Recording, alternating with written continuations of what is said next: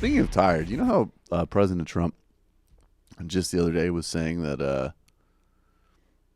not only had he been in contact with the soldiers' families that were killed in Niger, he was more on top of it, of course, than all of his predecessors, particularly Obama.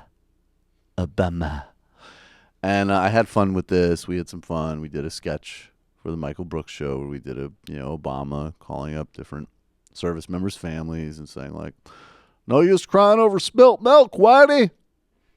And of course, as with every joke like that, about what Obama might have done in the fevered, racist, delusional imaginations of Republicans, President Trump has basically done a version of himself.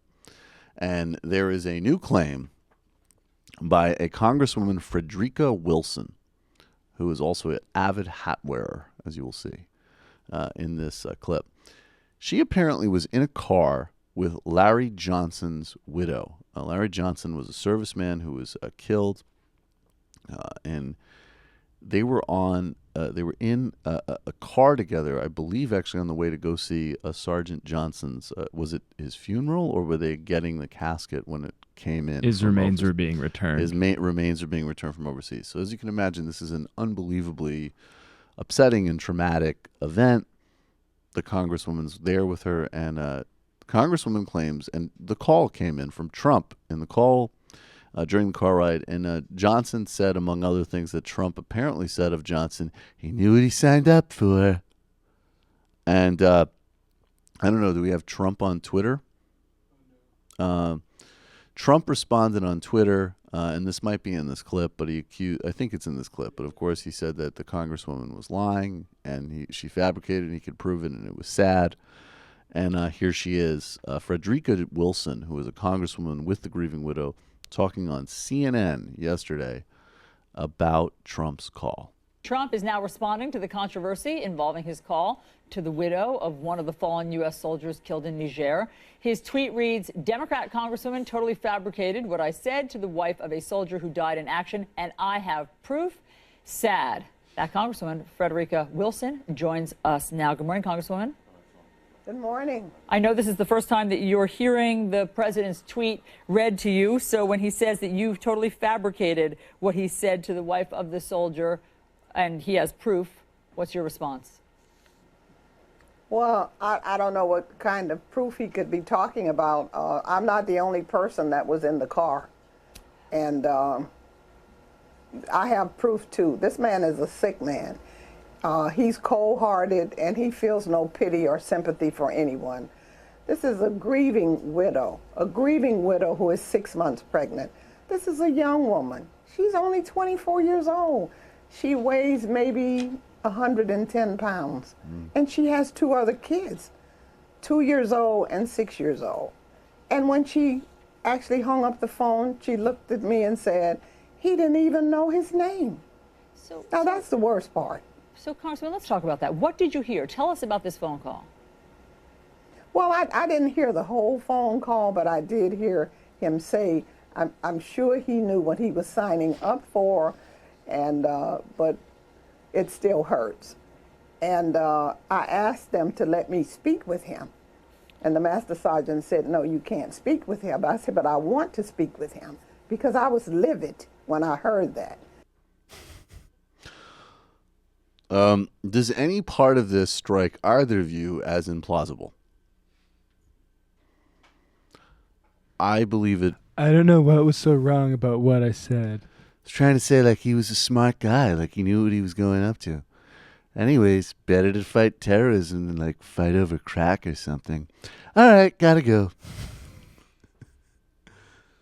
Was he good at basketball or something? Was he going to be on the Knicks? I mean, the dude is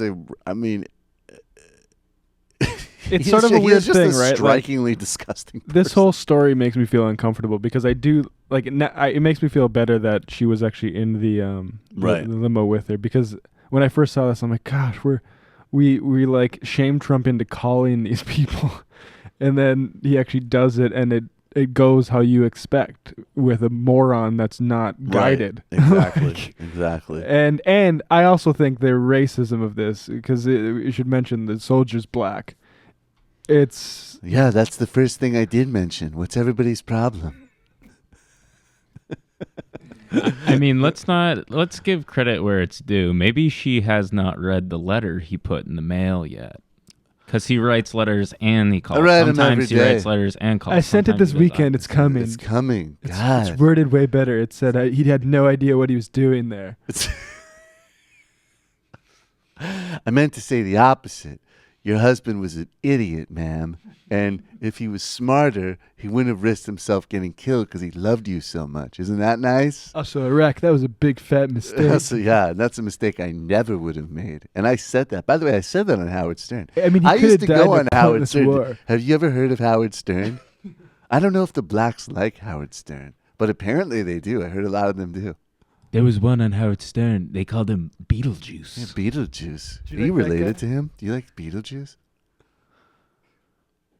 I mean, that is the end point, though, of modern Republicans. Like, it's just, Trump is such, like, peak Republican. Like, you see, like, like everybody from Mitt Romney, who's this sort of, like, Coldfish, trust fund baby, corporate raider.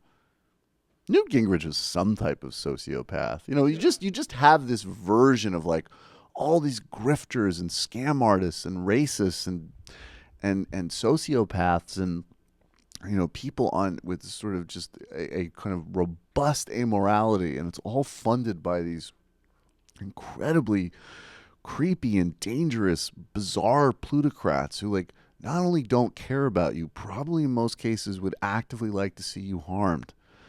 And then it just That's one less eater. like, literally. And then it just, like, it just ends in it just culminates in, like, trust fund, check. Dad gave me everything, check. Attleboro dick baggishness, check. I get to decide if this Atlantic island lives or dies, check. Check. Sexual assault, check. Like, just like, I'm totally a billionaire, but I still also want to do fake college scams. Hi, folks. Sam Seder here. We still need your help on our Patreon page.